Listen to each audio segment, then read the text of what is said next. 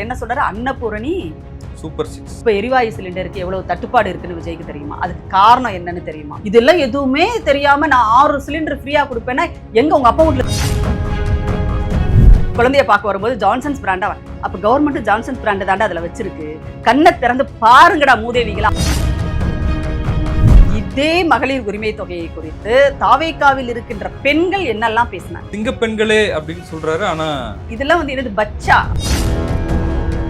அதாவது உங்க வீட்டுல இருக்கிற பெண்களே உங்களை பத்தி புகார் சொல்ற அளவுக்கு தான் உங்களுடைய ஒர்த் இல்ல அப்படிங்கறது அவர் என்ன மீனிங்ல சொன்னாங்கன்னு தெரியல. அந்த வழக்கு ஒர்த் இல்லன்னு சொன்னாரா, இல்ல தன்னுடைய மனைவி ஒர்த் இல்லன்னு சொன்னாங்களா? நீங்க ரொம்ப ஃபீல் பண்ணாதீங்க, நீங்க ரொம்ப கேட்டீங்கன்னா அது காரணம் திமுகன்னு சொல்லுவாரு. அதையாவது சொல்லட்டுங்க. நாட்டுல என்ன நடக்குதுன்றதே தெரியாம ஒருத்தன் தன் தலைவன்னு சொல்லிட்டு அலையறான்ல. இங்க வந்து செத்தா ஃபேமஸ் ஆகலாம்னு சொல்றாங்க. காசில போய் செத்தா புண்ணியம்னு சொல்லிட்டு சில பேர் சொல்லிட்டு அலையறாங்களே, அந்த மாதிரி அது என்ன புண்ணிய தலமா உங்களுக்கு? அங்க போய் செத்தா வந்து ஏன்னா வேணாங்க, இது வந்து அந்த அன்பை பார்த்து தான் காண்டு அப்படின்னாரு. யாருக்கு காண்டு? காண்டு யாருக்கு காண்டு? திமுகவுக்கு.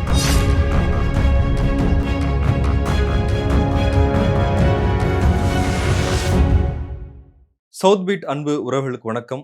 நான் ஃபெலிக்ஸ் என்பவொளி. இந்த நேர்காணலில் நாம் சந்திக்கிருப்பவர் திராவிட இயக்க தமிழர் பேரவையின் துணை பொதுச் செயலாளர் தோழர் உமா அவர்கள். வணக்கம். வணக்கம். திமுகவின் மாநில மாநாடு திருச்சியில் நடந்து முடிஞ்சிருக்கு. அதில் முதலமைச்சர் பேசும்போது எந்த படையெடுப்பானாலும் பார்த்துக்கலாம், மிரட்டலுக்கு நாங்கள் அஞ்ச மாட்டோம் அப்படின்னு சொல்லியிருந்தார். சமீபமாக விஜய் கூட வந்து கரூர் விவகாரத்தில் என் மேலே படிய போடுறீங்களே அப்படின்னு பேசியிருந்தார். இப்போ சிபிஐ 2வது முறையாக அவருக்கு சம்மன் அனுப்பிச்சிருந்தாங்க. அதில் வந்து ஒரு 15 நாள் விலக்கு கேட்டிருக்காரு, தேர்தல் பணிகள்லாம் இருக்குது அப்படின்னு. சிபிஐ செந்தில் பாலாஜி, அமைச்சர் செந்தில் பாலாஜிக்கும் சம்மன் அனுப்பியிருக்கிறாங்க. 17ஆம் தேதி நான் சிபிஐக்கு பதில் சொல்லுவேன் அப்படின்னு அவர் சொல்லியிருக்காரு. இந்த கரூர் சிபிஐ இது தொடர்பான சர்ச்சைகள் தொடர்ந்துக்கிட்டே இருக்கு. விஜய் வந்து என் மேலே பழிய போடுறாங்க அப்படின்னு தான் சொல்கிறார். எப்படி பார்க்குறீங்க? திமுகவோட 12வது மாநில மாநாடு திருச்சியில் நேற்று பார்த்தீங்கன்னா ஒரு 10 லட்சம் கட்சியில் இருக்கிற 10 லட்சம் நிர்வாகிகள் வந்து ஒன்றிணைஞ்சிருக்காங்க. ஒரு மிகப்பெரிய அளவிலான ஒரு மாநாடு. பொதுவாகவே திருச்சியில் வந்து மாநாடு ரொம்ப பிரம்மாண்டமாக நடத்தப்படும். அமைச்சர் நேரு அவர்கள் வந்து அவ்வளோ சிறப்பாக நடத்துவார். அதே மாதிரி இந்த முறையும் நடத்தி காட்டியிருக்காங்க. அதில் பேசின தமிழ்நாட்டு முதலமைச்சர் அவர்களுடைய அந்த உரை இருக்கு இல்லையா, அது உண்மையிலேயே என்ன சொல்றது, ஒரு தன் மீது நம்பிக்கை இருக்கின்ற, தன்னுடைய நிர்வாகத்தின் மீது நம்பிக்கை இருக்கின்ற ஒருவரால் மட்டும்தான் இந்த மாதிரி பேச முடியும். அவர் வந்து கடந்த முறை இதே இடத்தில் நான் வந்து மாநாடு போட்டு பேசி 7 வாக்குறுதிகளை நான் கொடுத்தேன் அப்படின்னு சொல்லி அந்த 7 வாக்குறுதிகளையும் மறுபடியும் பட்டியலிட்டு தலை நிமிர்ந்து நெஞ்சை நிமிர்த்து நான் சொல்றேன், இது அனைத்தையும் நாங்கள் இந்த 5 ஆண்டு ஆட்சி காலத்தில் நாங்கள் நிறைவேற்றி காட்டியிருக்கிறோம். தமிழ்நாட்டு மக்கள் மகிழ்ச்சியாக இருக்கிறார்கள். தமிழ்நாடு வளமான மாநிலமாக மாறி இருக்கிறது. நம்பர் 1 மாநிலம்னு ஒன்றிய அரசே ஒத்துட்டு இருக்கு. இன்னும் சொல்ல போனால் வெளிநாடுகளில் இருக்கிற பத்திரிகைகள் எல்லாம் சூப்பர் ஸ்டார் மாநிலம்னு சொல்லிட்டு நம்ம மாநிலத்தை சொல்றாங்க.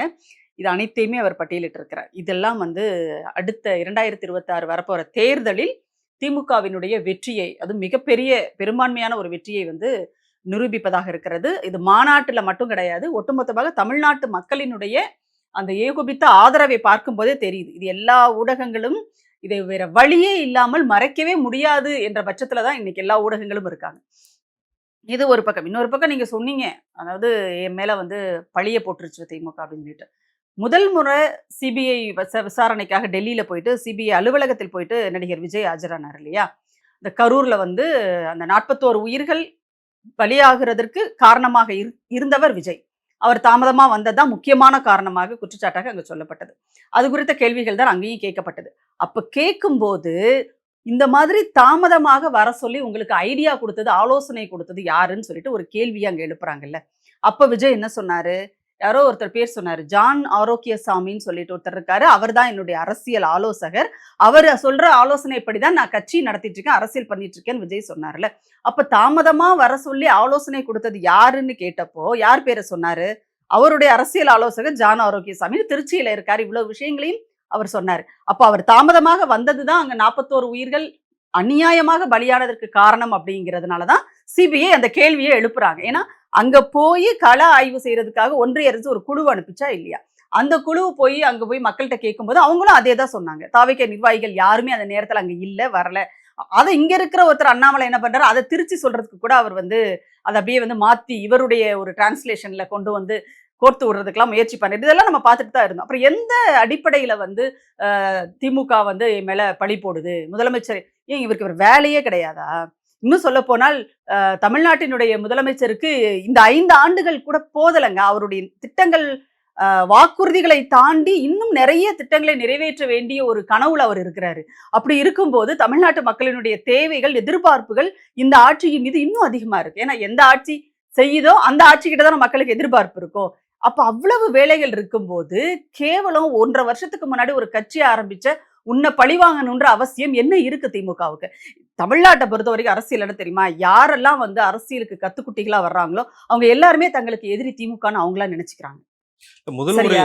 சிபிஐ போய் அவர் பதில் சொல்லிட்டு வந்தப்ப ம், விஜய் சிக்கிட்டாரு ம், அப்படின்லாம் பேசப்பட்டது. ஜனநாயகன் படத்தை வந்து நிறுத்திட்டாங்க. ம். அதுக்கு பின்னணியில பாஜக இருக்கு அப்படிலாம் பேசப்பட்டது.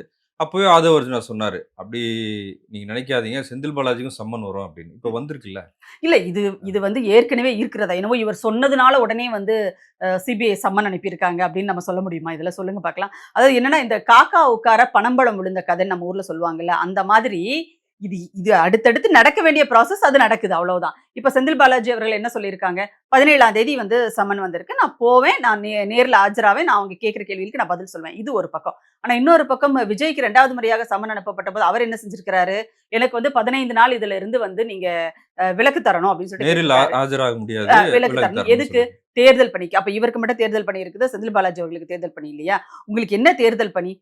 எல்லாம் ரெடி பண்ணி வச்சிருப்பாங்க. நீங்க வந்து பனையூர்ல இருந்து வெளியில வந்து அவங்க எழுதி குடுக்குற வசனத்த ஏற்ற இறக்கத்தோட ஒப்பிச்சுட்டு அப்படியே ஒரு நாடகத்த நடத்திட்டு நீங்க இல்ல, உள்ள போயிடணும். வேட்பாளர் தேர்வுலாம் இருக்குல்ல. கிளி வந்து வெளியில வந்து இந்த நெல்லு குடுக்கும்போது வந்து சீட் எடுத்து குடுத்துட்டு போகும் தெரியுமா? அந்த வேலைய மட்டும் தான் இப்ப விஜய் அங்க இல்ல, செஞ்சுட்டு இருக்காரு. வேட்பாளர் நேர்முக ஆனா தேர்வுலாம் சொல்லியிருக்காங்க. அது அடுத்த கட்டங்க நீங்க. இப்ப இங்க தேர்தல் பிரச்சாரம் இதுக்கெல்லாம் சேர்த்து அவர் சொல்றாரு ரைட்டு. இப்ப யார் அங்க வந்து நேர்முக இது வந்து யார் நடத்துறா? முதல்ல வந்து அந்த விருப்ப மனு வாங்கும்போதே ஒரு பெரிய சிக்கல் எங்க பனையூர்ல. அங்க இருக்கிற மக்களே வந்து அவ்ளோ கடுமையான எதிர்ப்பு தெரிவிச்சாங்க. ஏங்க ஒரு ஒழுங்கு வேணாமாங்க ஒரு கட்சிக்கு? ஒரு பொது வாழ்க்கைக்கு வந்துட்டீங்க. ஒரு கட்சி ஆரம்பிச்சிட்டீங்கன்னா, அந்த கட்சிக்கு ஒரு ஒழுங்கு வேணும்ல. பொது ஒழுங்கு வேணும்ல. அதையே உங்களால ஒழுங்கா பண்ண முடியல. சரி அது இருந்து தொலையட்டும். அது உங்களுக்கு கிடையவே கிடையாது. வரவும் வராதுன்னு வச்சுக்கோங்களேன். இன்னொரு பக்கம் நீங்க ஏன் வந்து முன்னாள் அமைச்சர் இன்னைக்கு இருக்கிற எம்எல்ஏ செந்தில் பாலாஜி அவர்களுக்கு அரசியல் தேர்தல் வேலைகளே கிடையாதா? சொல்லுங்க பார்க்கலாம். அவர் வந்து ஃபீல்டு ஒர்க்கர். சரியா? செந்தில் பாலாஜி சார் வந்து ஃபீல்டு ஒர்க்கருங்க அவரு. மக்களோட மக்களா நிக்கிறவரு.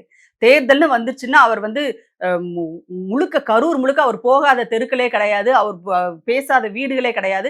மக்கள் அவ்ளோ பேர் சொல்லி கூப்பிடுற அளவுக்கு அங்க அவர் வந்து ஃபீல்ட் ஒர்க் பண்ணியிருக்காரு. அப்படி இருக்கிறவருக்கு வந்து ஆஜராகுறதுக்கு நேரம் இருக்குதாமா, சிபிஐ கூப்பிட்ட உடனே.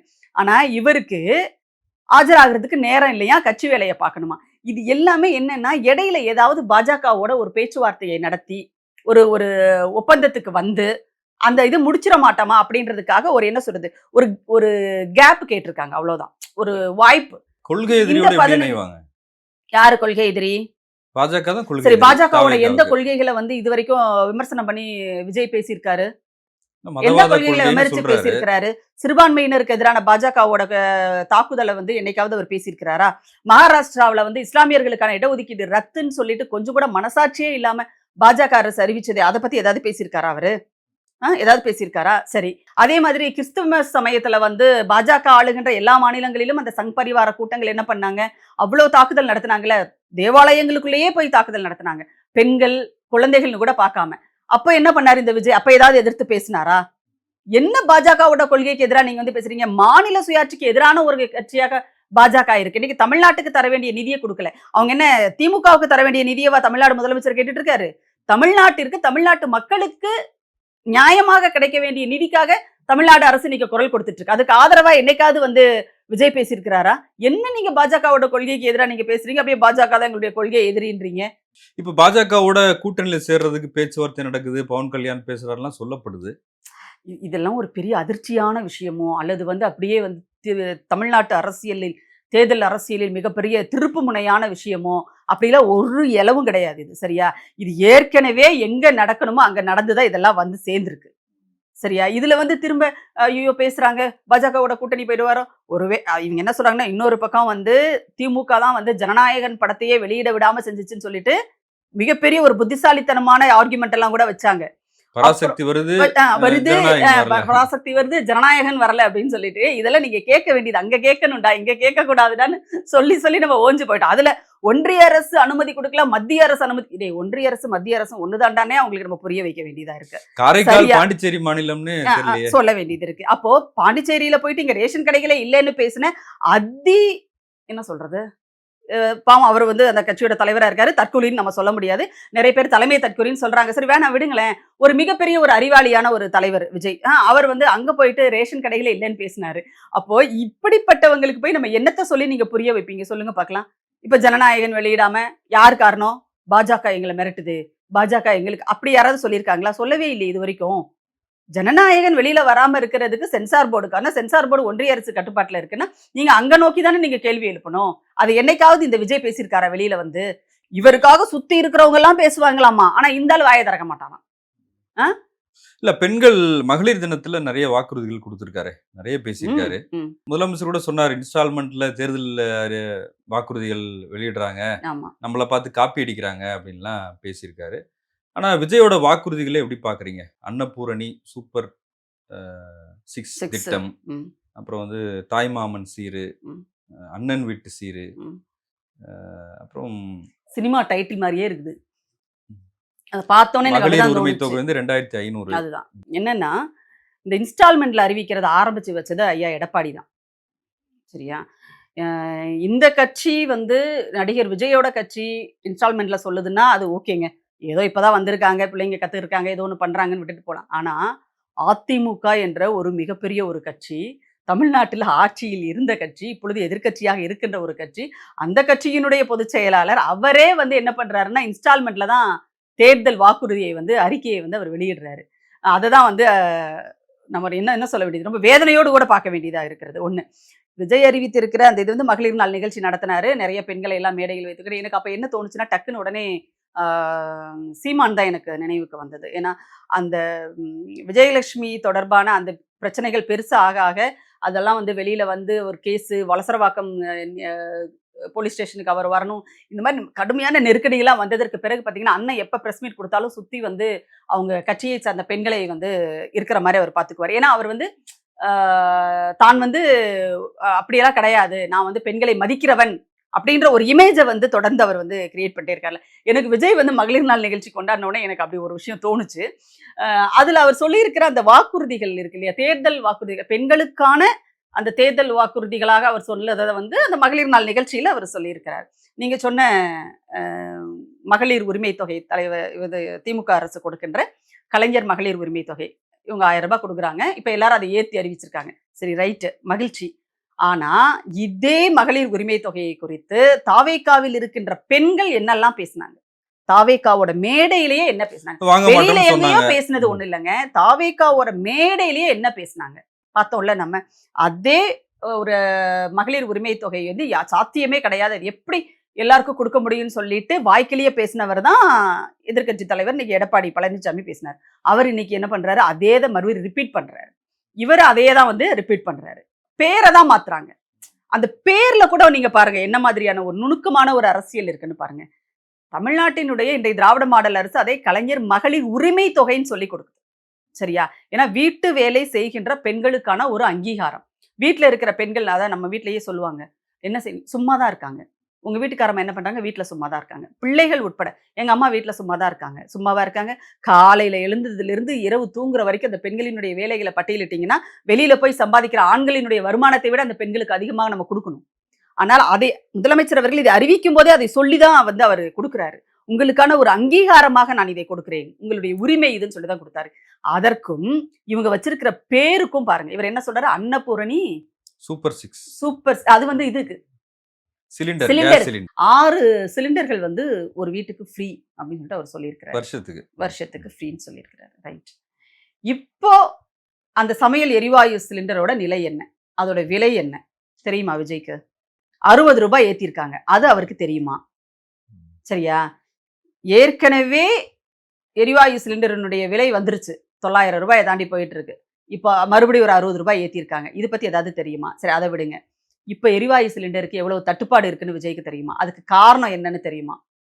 10 நாட்களாக வளைகுடா பகுதிகளில் போர் நடந்துட்டு இருக்கு. இதன் மூலமாக வந்து எரிபொருள் தட்டுப்பாடு ஏற்படுது.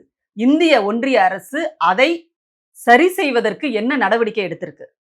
இப்ப விலையை ஏத்துனதுக்கு என்ன கேள்வியை விஜய் வந்து ஒன்றிய அரசை பார்த்து கேட்க போறாரு. நீங்க ரொம்ப கேட்டீங்கன்னா அதுக்கு காரணம் திமுகன்னு சொல்லுவாரு. ரைட், சொல்லட்டும், அதையாவது சொல்லட்டுங்க. அதாவது இதெல்லாம் தெரிஞ்சாதானே அதை சொல்ல முடியும். உங்களுக்கு இதுவே தெரியலையே, இதுவே தெரியலையேங்க. நாட்டுல என்ன நடக்குதுன்றதே தெரியாம ஒருத்தன் தன் தலைவன்னு சொல்லிட்டு அலையறான்ல. 10 நாளா வளைகுடா போர் நடக்குது.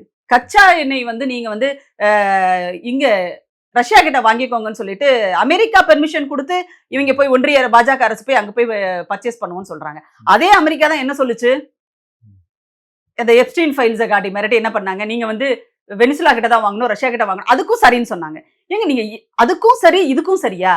அப்ப என்ன மாதிரியான ஒரு அடிமை மனோபாவத்துல பாஜக ஒன்றிய பாஜக அரசு இருக்குது, மோடி அமித்ஷா இருக்கிறாங்கன்னு இவர் கொள்கை எதிரின்றாரு. அதை கேட்கணுமா இல்லையா? கேட்டாரா? இல்ல. இன்னைக்கு இந்த எரிவாயு சிலிண்டருக்கு வாங்க, வணிக பயன்பாட்டுக்கு இருக்கிற சிலிண்டர் வந்து இன்னைக்கு விநியோகமே கிடையாதுன்னு சொல்லிட்டாங்க, நிறுத்திட்டாங்க. தேநீர் கடைகளுக்கு இனிமே கிடையாது, உணவகங்களுக்கு கிடையாது.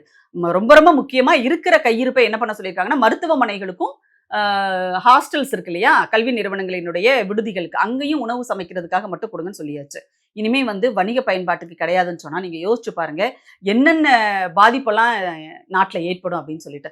சமையல் எரிவாயு சிலிண்டர் வந்து இனிமே 25 நாள் ஆனாதான் இன்னொரு சிலிண்டர் நீங்க புக் பண்ண முடியும். அப்போ அதோட விலையும் 60 ரூபாய் ஏத்திட்டாங்க. இதுவும் எவ்வளவு நாளைக்கு கிடைக்கும்னு தெரியாது.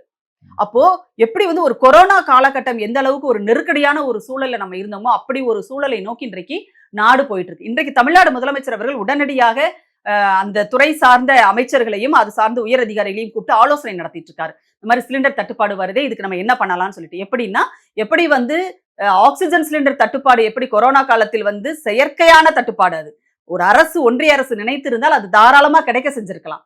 ஆனா அது எப்படி ஒரு அந்த தட்டுப்பாடை நீக்கிறதுக்கு உடனடியாக ஆட்சிக்கு வந்த உடனே நடவடிக்கை எடுத்து இங்க இருக்கிற உயிர்களை எல்லாம் காப்பாற்றுகிற வேலையை தமிழ்நாடு முதலமைச்சர் அவர்கள் மேற்கொண்டாரோ அதே மாதிரி இன்றைக்கும் நம்முடைய முதலமைச்சர் அவர்கள் உடனடியாக அந்த ஆலோசனையை செஞ்சுட்டு இருக்காரு.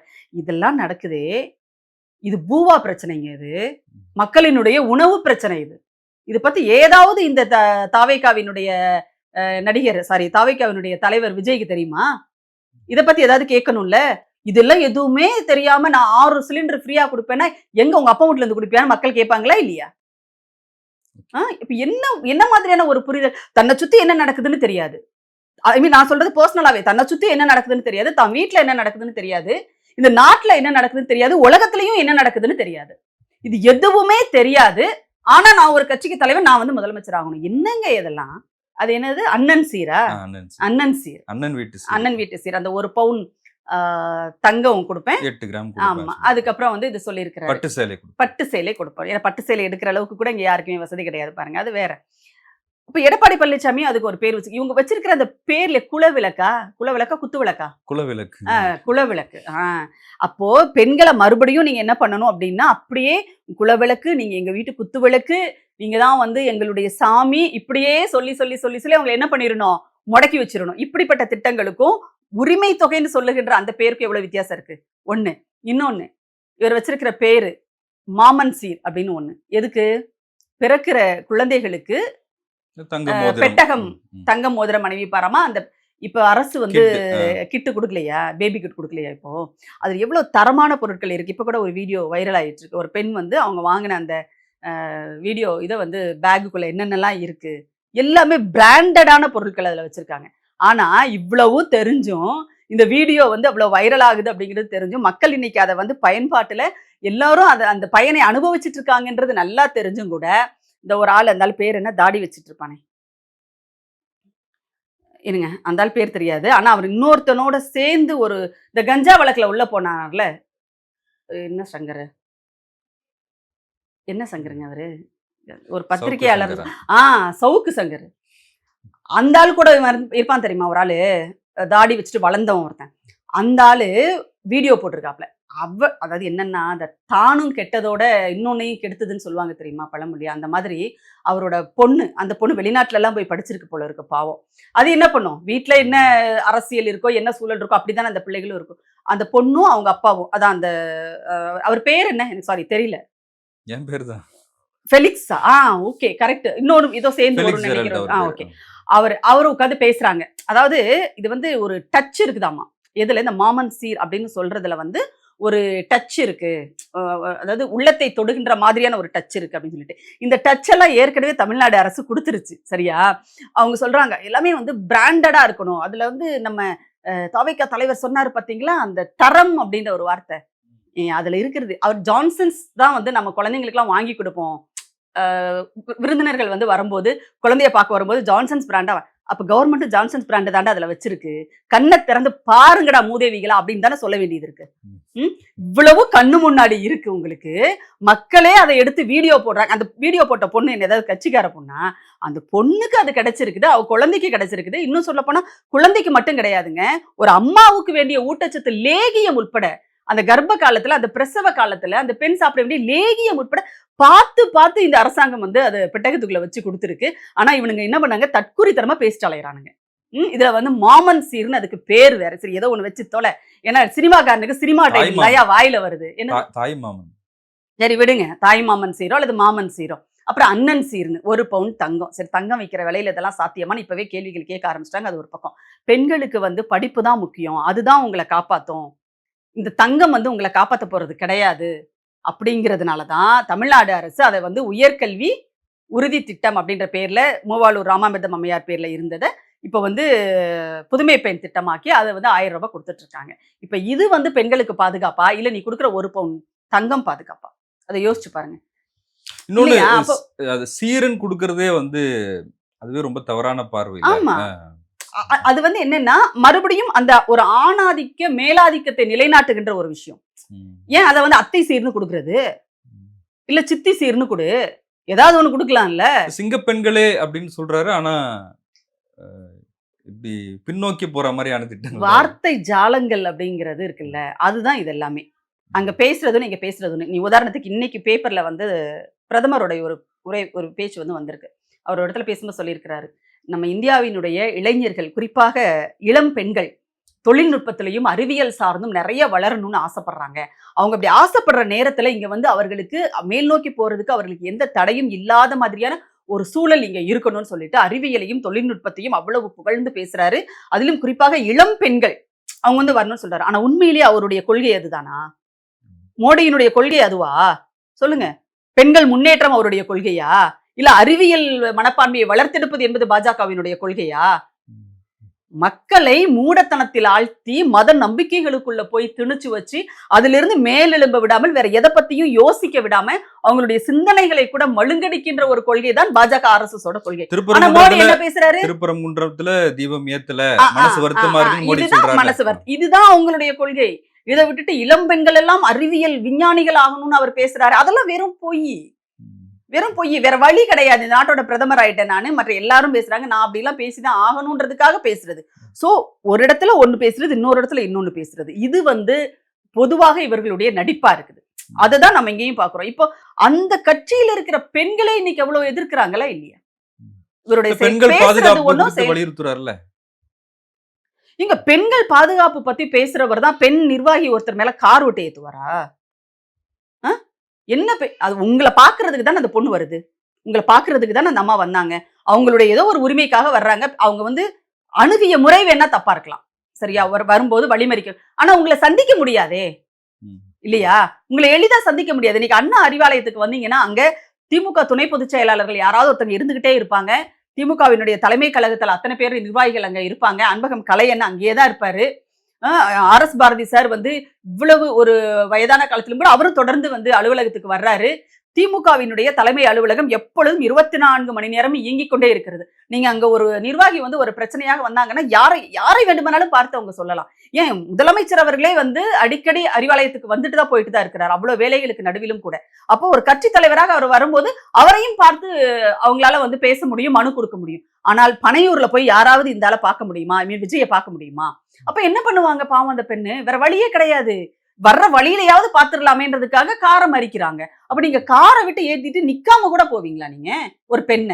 அப்ப என்ன நீங்க வந்து பெண்கள் பாதுகாப்பு பத்தி நீங்க என்ன பேசுறீங்க? நீங்க அதாவது உங்க வீட்டுல இருக்கிற பெண்களே உங்களை பத்தி புகார் சொல்ற அளவுக்கு தான் உங்களுடைய நடத்தை இருக்கு.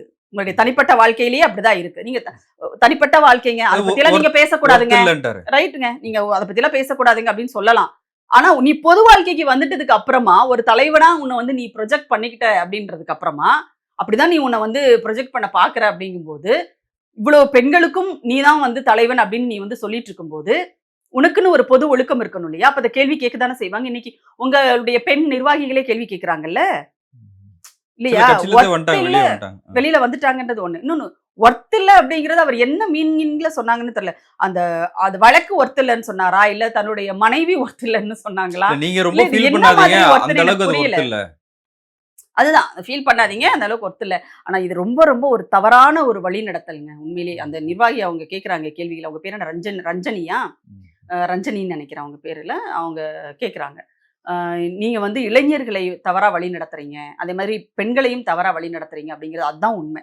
ம். ரொம்ப ரொம்ப வேதனையா இருக்கு. உண்மையிலேயே அந்த பெண்கள் பேசுற பேச்செல்லாம் இந்த இவருடைய விவாகரத்து வழக்கு தொடர்பாக அவங்க பேசுற பேச்செல்லாம் ரொம்ப வேதனையா இருக்கு. இது இத வந்து அவங்க அவங்க வீட்ல இருக்கிறவங்க தான் இதெல்லாம் வந்து கவலையோட அணுகி என்னன்னு சொல்லி பார்க்கணும்னு தோணுது எனக்கு.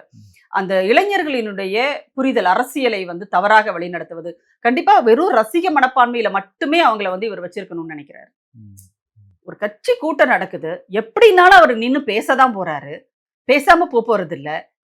அது ஏன் அந்த அந்த அந்த வழிய திறந்ததும் அப்படியே பாஞ்சுட்டு உள்ள போறது. உங்களுக்கு எவ்வளோ பேர் போணும்னு அவங்க மறுபடியும் திட்டமிடுறாங்க. கொஞ்சம் கொஞ்சமா அதுலருந்து கத்துக்கிட்டு கொஞ்சம் சரி பண்ணிட்டு இருக்காங்கன்னு வச்சுக்கோங்க. அப்போ அதுக்காக ஒரு கியூஆர் கோடு குடுக்குறாங்க, எல்லாம் குடுக்குறாங்க. இவ்வளோ பேர் தான் அனுமதின்னு சொல்றாங்க. அப்ப அவ்வளோ பேர் அனுமதினா, அவ்வளோ பேருக்கு அங்க இடம் இருக்குன்னு தானே அர்த்தம். அப்புறம் ஏன் அவ்வளோ முண்டி அடிச்சுட்டு ஓடணும்? இங்க வந்து செத்தா ஃபேமஸ் ஆகலாம்னுலாம் சொல்றாங்க. ஏங்க அது என்ன காசியாங்க? இந்த இவங்க இந்து மத நம்பிக்கைப்படி பார்த்தீங்கன்னா, காசியில போய் செத்தா புண்ணியம்னு சொல்லிட்டு சில பேர் சொல்லிட்டு அலையறாங்களே. அந்த மாதிரி அது என்ன புண்ணிய தலமா உங்களுக்கு அங்க போய் செத்தா வந்து ஏன்னா இல்ல வேணாங்க. அந்த இது வந்து அளவுக்கு அ உண்மையிலேயே வந்து முதிர்ச்சியற்ற சில பேச்சுக்கள் மக்களுடைய அது. உணர்வுகளை வந்து கொச்சைப்படுத்துற ஒரு விஷயங்க இது. சரியா? என் புள்ள செத்தா கூட பரவால்ல. நான் வந்து இது இது எல்லாமே இத எப்படி புரிஞ்சுக்கிறதுன்னே உண்மையிலேயே புரியல.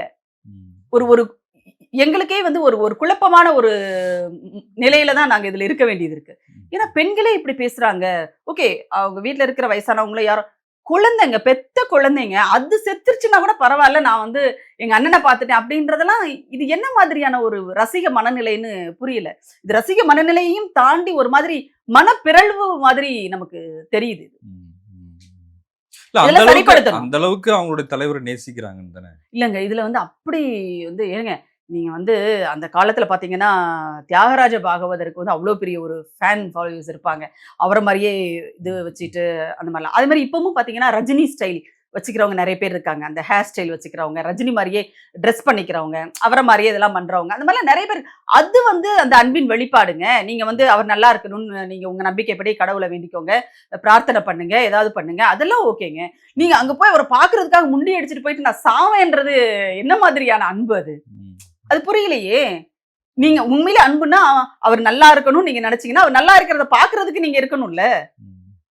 இல்ல அந்த அன்ப பார்த்து தான் காண்டு அப்டின்னாரு. யாருக்கு உங்களுக்கு காண்டு? காண்டு யாருக்கு காண்டு? திமுகவுக்கு. மறுபடியும் மறுபடியும் அதாவது என்னன்னு தெரியுமா? ஒரு பெரிய ஆட்களோட மோதுனா, நம்மளையும் பெரிய ஆளுன்னு நெனச்சுக்குவாங்க அப்டின்ற மாரி நெனப்பு இது. ம். சரியா? 2 வருஷம் ஆகுது உன் கட்சி ஆரம்பிச்சு. நீ வந்து எத்தன 100 ஆண்டுகள் தொடர்ச்சிங்க. நீதி கட்சியினுடைய நீட்சி திமுக. ம்.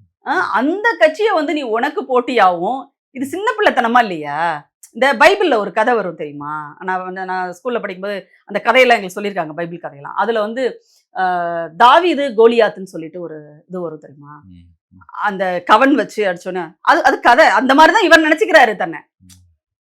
மலை மாதிரி இருக்கிற திமுகவுல போயிட்டு இவர் வந்து தன்னை வந்து மோதி அப்படியே ஒரு பெரிய ஆள் ஆக்கணும் அப்படின்னு சொல்லிட்டு. இல்ல இதெல்லாம் வந்து கோலியாத்தை வீழ்த்தினார்ல தாவீது. அது கதைன்னு நான் சொல்லிட்டேன்ல. ம். அது கதை. சோ அந்த அந்த கதையில வர்ற மாதிரி இவர் தன்னை வந்து நெனச்சுக்கிறாரு. ம். சரியா?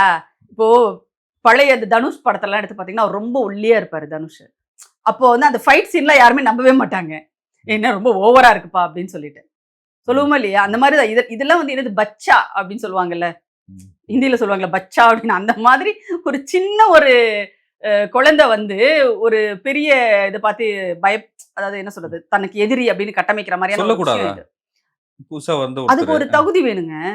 அதுக்கு ஒரு தகுதி வேணும். இன்னைக்கு திமுகவை வந்து பாஜக தனக்கு எதிரின்னு சொல்லுதுன்னா ஓகே. பாஜகவுக்கு நேர் எதிரான கொள்கை எதிரி திமுக தாங்க. அதுல எந்த மாற்று கருத்துமே கிடையாது. அதிமுக தனக்கு அரசியல் எதிரி திமுகன்னு சொல்லுதுன்னா ஓகே, அது கரெக்ட். அரசியல் எதிரி தான். ஏன்னா இன்னைக்கு வரைக்கும் தமிழ்நாட்டுல அதிமுக, திமுக, அதிமுக, திமுக தான். கூட்டணிகள் வேணா அங்கங்க போய் மாறும், அவ்வளவுதான். இப்போ அதிமுக கூட்டணியில போயிட்டு சேருகிற கட்சிகள் திமுகவுக்கு எதிரி, ம். அரசியல் எதிரிகள். ம். ம். சரிங்களா? ஆனா நீ என்ன விதத்துல எதிரி? இப்பதானே வந்திருக்க நீ. ம். நீ திமுக எதிரின்ற, ஆனா அண்ணாவை உன்னுடைய இதுல வச்சுக்குவியான், பெரியார வந்து உன்னுடைய வழிகாட்டியா வச்சுக்கிடுவியான். அப்ப இவங்க கலைஞர் ஜெயலலிதா வரைக்கும் எல்லாரையும் கூட வந்துட்டாரா? வச்சுக்கோங்க. ம். இது விட்டா இனிமே வந்து அடுத்து திமுக தலைவரா இப்ப இருக்கிறார் இல்லையா தமிழ்நாடு முதலமைச்சர் அவர்கள், அவருடைய தளபதியோட கட்டவுட்ட கூட நீங்க வச்சுக்குவீங்க. அவரையும் வந்து எங்களுடைய வழிகாட்டின்னு சொல்லுவீங்க. எந்த அரசியல் புரிதலுமே இல்லாத ஒருவருடைய தலைமை அப்படிங்கிறது எப்படி இருக்குன்றதுக்கு இந்த டிவிக்கே தான் உதாரணம். நன்றி. பல்வேறு விஷயங்களை பகிர்ந்துக்கிட்டீங்க. உங்களுடைய நேரத்துக்கு மிக்க நன்றி. நன்றி.